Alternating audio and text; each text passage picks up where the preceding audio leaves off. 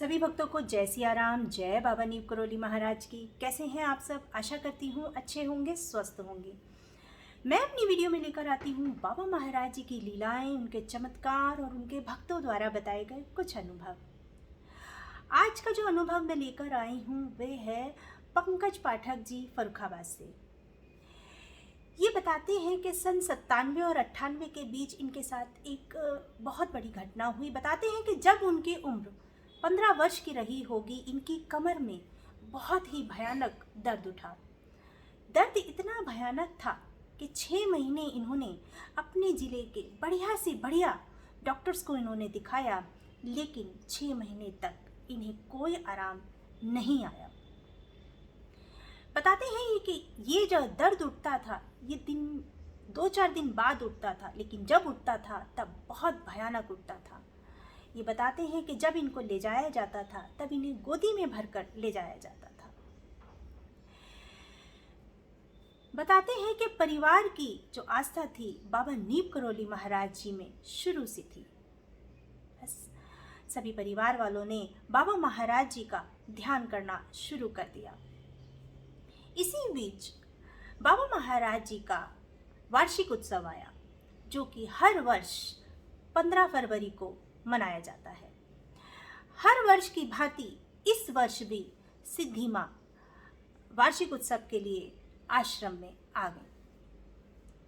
पूरे परिवार के साथ जब ये माँ सिद्धि से मिले तो सिद्धि माँ ने कहा कि तू चिंता ना कर, तू ठीक हो जाएगा, बस हनुमान चालीसा का पाठ कर और बाबा नीव करोली का ध्यान कर, तू ठीक हो जाएगा। बस फिर क्या था, पूरा परिवार हनुमान चालीसा का पाठ करने लगा और बाबा नीव करोली महाराज जी का ध्यान करने लगा। वार्षिक उत्सव के बाद जब ये लोग घर लौटे तो ये बताते हैं कि इनके चाचा जी, जो कि माँ सिद्धि और बाबा नीव करोली महाराज जी के भक्त थे, उन्होंने आगरा में एक हड्डी के डॉक्टर का इनको बताया और कहा कि तुम जाकर इन्हें दिखाओ। बस फिर क्या था, ये आगरा में उन डॉक्टर साहब से मिलने गए।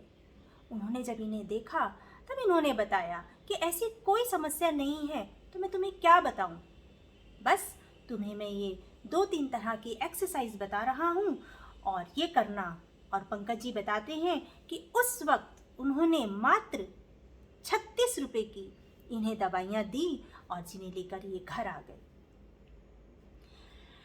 दवाइयाँ भी इन्होंने लेनी शुरू कर दी और हनुमान चालीसा का पाठ और बाबा नीव करोली महाराज जी का ध्यान इन्होंने लगाना शुरू कर दिया।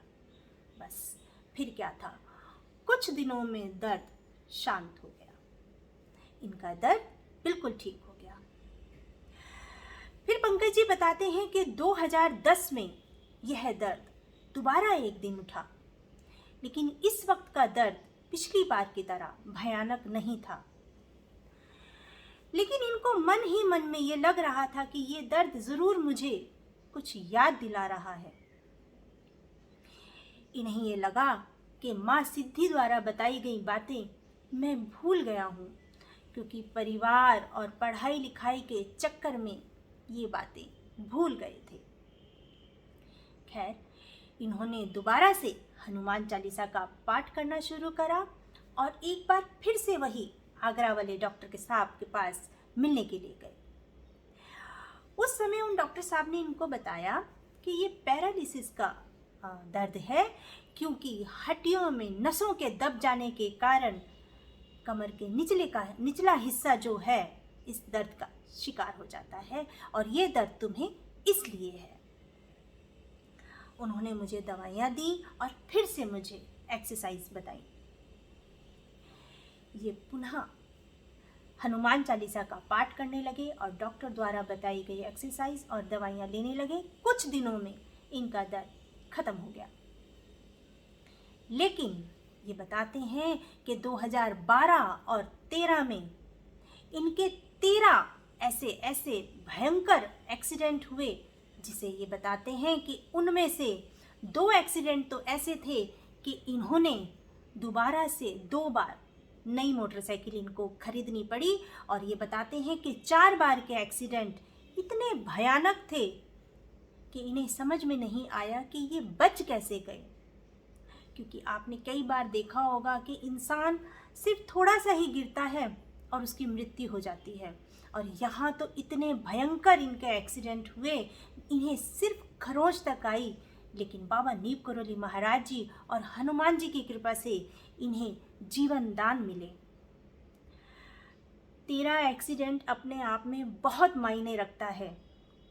ये बाबा महाराज जी और हनुमान जी की कृपा है जो इन्हें इतनी बार जीवन दान मिला। ये सोचने लगे कि बाबा महाराज जी जो मुझे जीवन दान दे रहे हैं, अब मैं इस जीवन को कहाँ लगाऊं, ऐसा क्या करूं। ये बताते हैं कि अध्यापक बनने के लिए जो इन्होंने पढ़ाई करी, उसके लिए नौकरी के लिए जो इन्होंने परीक्षाएं दी, हर बार ये एक एक नंबर से रह जाते थे।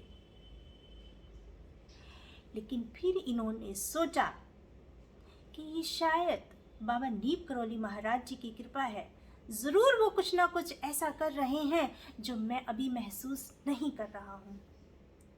तब ये बताते हैं कि मुझे इस बीच में कानपुर के प्रदीप दीक्षित जी मिले, और उन्होंने और इन्होंने मिलकर दोनों ने फर्रुखाबाद में एक समिति का जो था एक समिति बनाई, जिसमें वृद्ध, बच्चे, दिव्यांग, इन सब की शिक्षा और विधवाओं के लिए रहने और खाने का इन्होंने पूरा बीड़ा उठाया।